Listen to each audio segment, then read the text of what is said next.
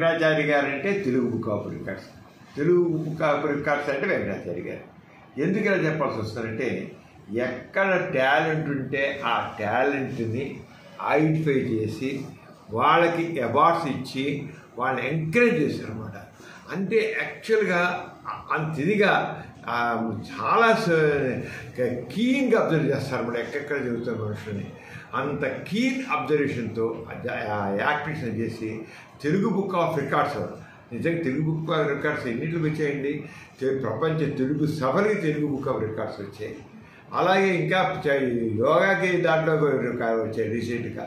అలాగే నాకు కూడా తెలుగు బుక్ ఆఫ్ రికార్డ్స్లో నాకు ఇచ్చారు అవార్డ్స్.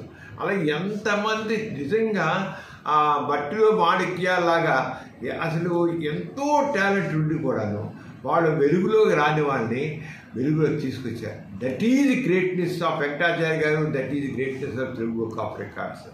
నిజంగా వెంకటాచారి గారితో నేను అసోసియేట్ అయి ఉన్నాను, చాలా సంతోషమైన విషయం.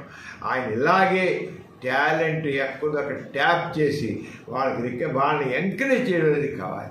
ఆ ఎంకరేజ్మెంట్ అనేది మామూలుగా చేయరండి. అవార్డ్స్ అంటే మనం అప్లై చేసుకోవడం రావడం, ఈయన అలాగే అప్లై చేసుకోవడం ఏం లేదు. ఈయనే ఎక్కడ ఉంటే అక్కడ ఐడెంటిఫై చేస్తారు. డేగకదో అయింది నిజంగా ఆ రంగా ఈ పేరు చక్రవాడు ఎక్కడ గిన్నెస్ రికార్డుకోండి అప్లై చేయాలి, ఇంకోటి అప్లై చేయాలి. అప్లై చేయడం కాదు, ఈయన పట్టుకుంటే అది దట్ ఈజ్ గ్రేట్నెస్ వెంకటాచార్య గారు.